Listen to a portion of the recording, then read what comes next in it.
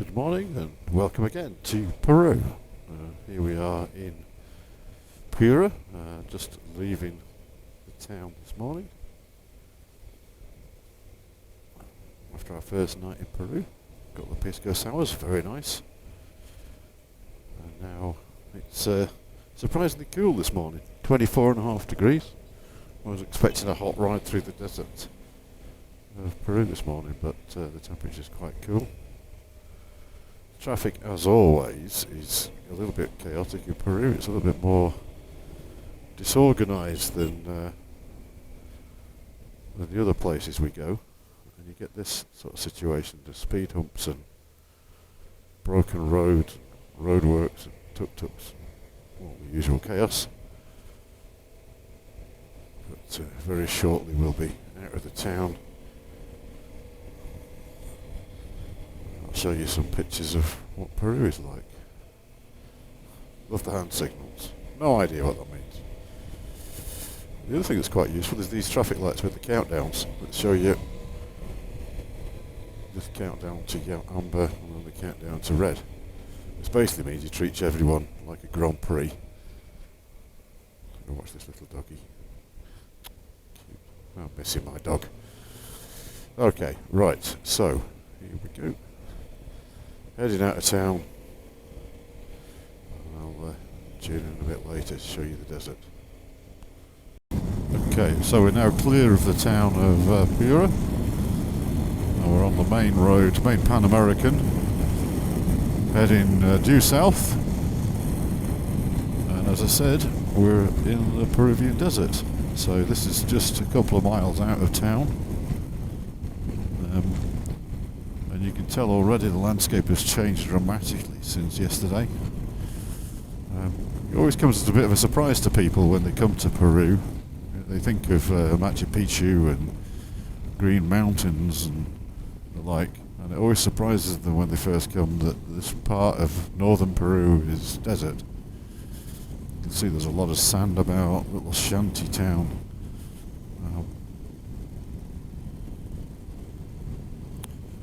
Always a bit of a surprise. Still, because we're so close to Piura, we're still in a sort of relatively affluent part of Peru. I say relatively, because as you'll see a little later, when we get further into the desert, things get a lot poorer. But as you can see, this is quite reminiscent of parts of Africa around Tanzania. The sort of the way that the desert landscape either side of the road, it's all sand and dust. Must be quite a hard existence.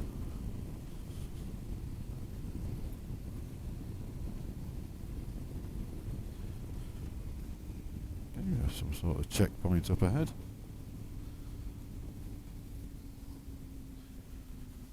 A roadworks toll. Okay, just like Colombia, we should have. No, we don't have a motorcycle lane, but motorcycles don't pay anyway. I think it's just a police checkpoint. Police to your right here. Self-kitted out for the day.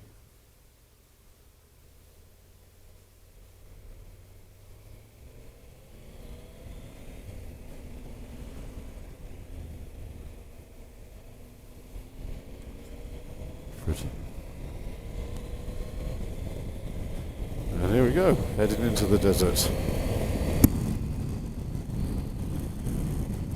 A little bit later. Okay, so welcome back to the Peruvian desert. I just thought I'd show you that not all the roads that we ride are twisty and winding and superb motorcycling roads. Sometimes you spend a bit of time on the Pan American Highway because there's no better route to get from where we're going to where we want to be. And it also provides a contrast, provides a different perspective on a country. This is northern Peru, and as you can see, it's very flat, it's very desert-like. And I seem to switch the camera on at the only bend for miles around, because the road just goes arrow straight. So we sit with the cruise control on, put the music on, and just admire the scenery as we ride.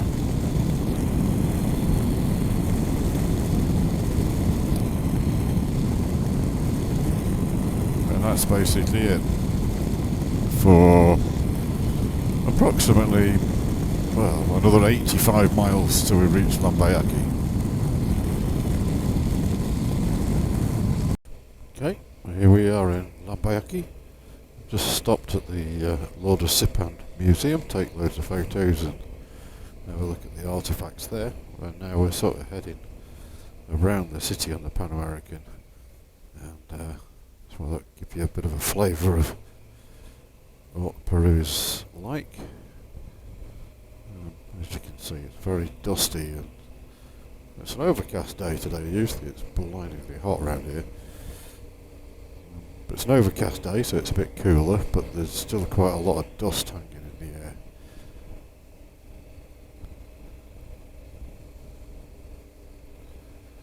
As you can see, the cities are sort of built on the edge of the desert, so there's a lot of sand everywhere. Everywhere there's not concrete, there's sand. And that creates a huge amount of dust.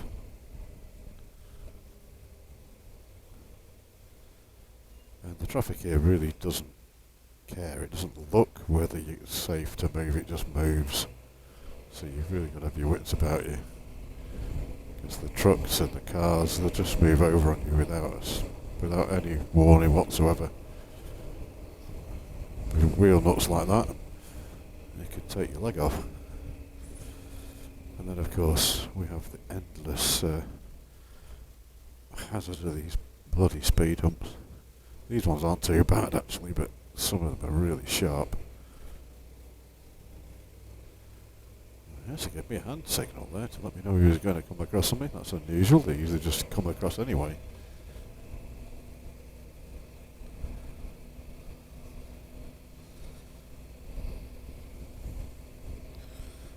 The other thing that you'll notice is there's a huge amount of rubbish, plastic bags and bottles absolutely everywhere. The desert is full of them.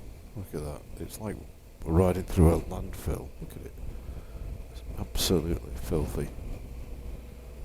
There you go. Like all these plastic bags just dumped in the gutter. Rubbish everywhere. Really gives you the impression that it's very much a poor country.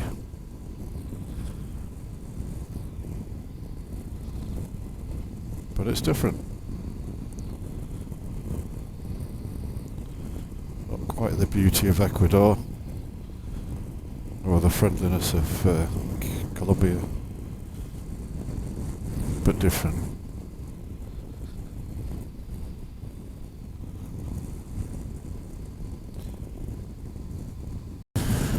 Okay, welcome back to the deserts of Peru. We've been riding now for 250 miles. Pretty much straight roads.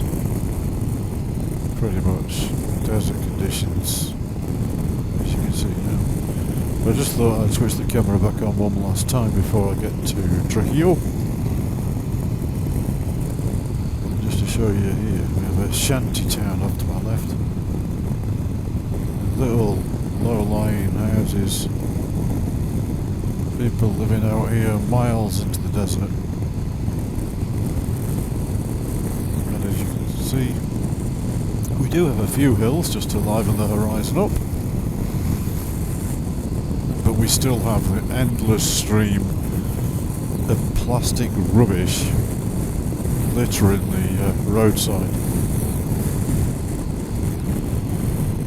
Human beings can be so unbelievably messy, but I guess it's just out here because of the wind and the flatness of the land. Any sort of landfill's just going to blow about, just catch on the ground where there's a slight rise at the side of the road or where there's a fence. so you end up with the rubbish accumulating. But that's not been the most interesting of rides today, I have to say. 250 miles of dead straight road is never that interesting, even when it's through the deserts of Peru, but it's still a nice day. And we're in Peru, so can't complain.